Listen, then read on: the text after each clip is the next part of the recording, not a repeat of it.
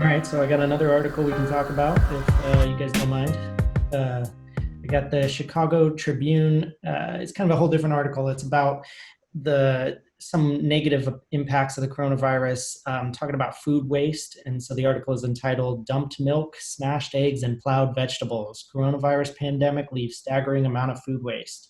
And so what it's talking about is how everybody is eating at home, and so they're buying more things, but that doesn't solve the fact that all these plants were geared up to produce for restaurants, basically. And so there are a bunch of instances where a plant was maybe geared up to produce.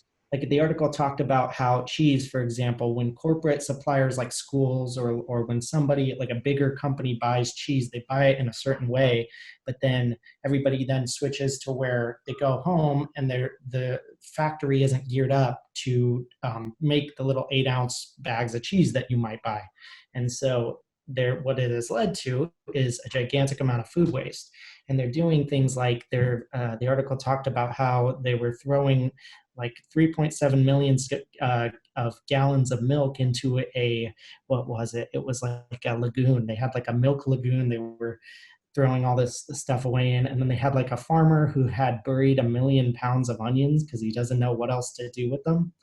And so, and then like another interesting kind of a quote that came from the article is that the onion farmer said, well, people don't make onion rings at home. There's like a bunch of things that people would eat at a restaurant, but that they don't then turn around and do at home. And so as a result, people just aren't doing what they used to.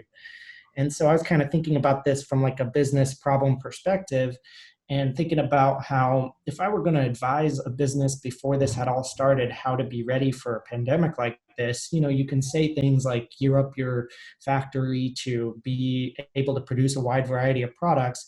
But it seems like some problems are of such a big scale that you can really only solve them with insurance. And so I was thinking about, is there any way to have like advised a milk producer to be ready for a pandemic like this without having the answer just be insurance for catastrophic events that we don't know are going to happen?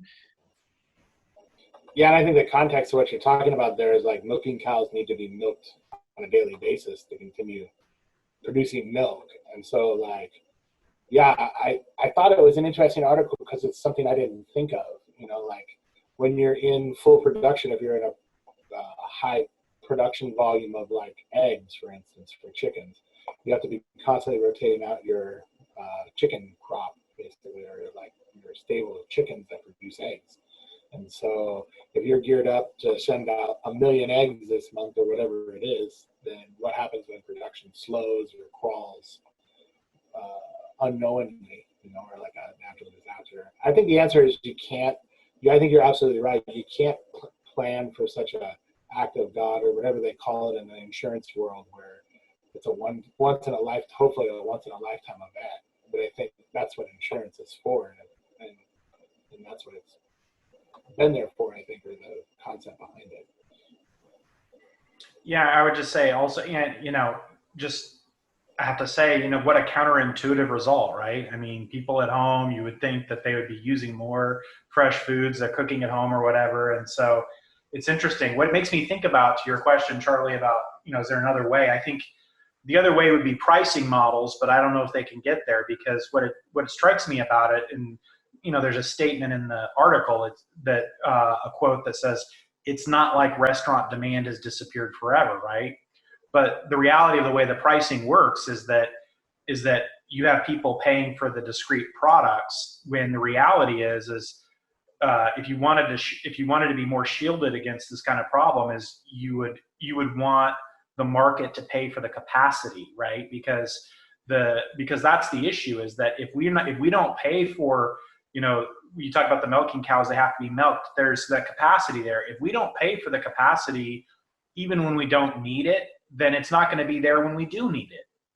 And so I think that's the thing. We see that that's kind of that's always the way, relating everything back to us and the way we do things in accounting and the whole concept of value billing.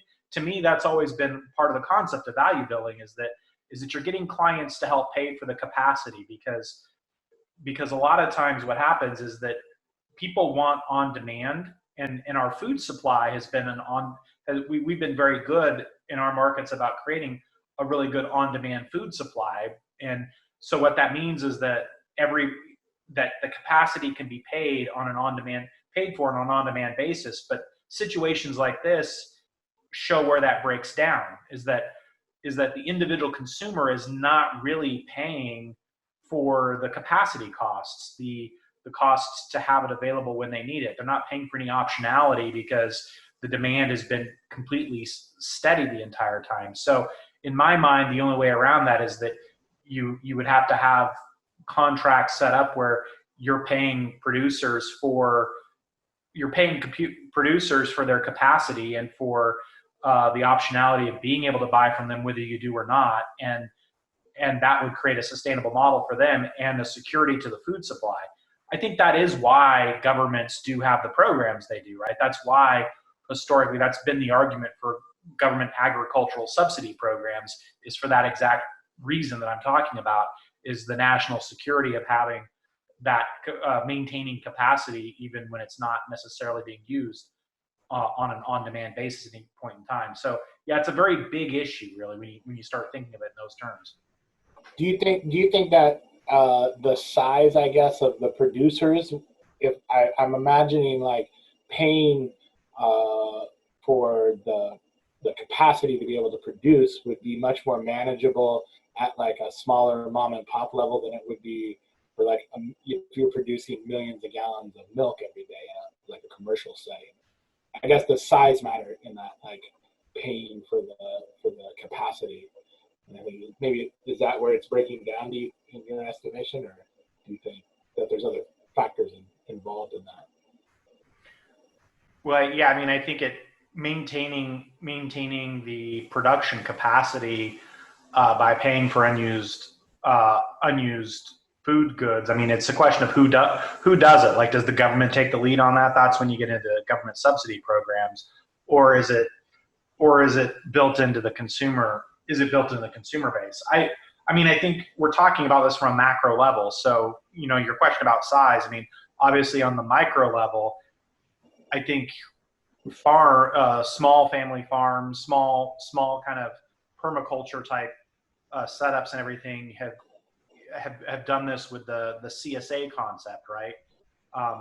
Where they sell subscriptions to the farm. So, urbanites can have a subscription to a farm and then feel like they're kind of participating in the activity, that they pay a steady amount every month, and then they take whatever comes from that farm. And so that's an example of this exact kind of idea, but it's too small to really deal with the kinds of things that were expressed in this article. The milk lagoon is not going to be solved by CSA programs.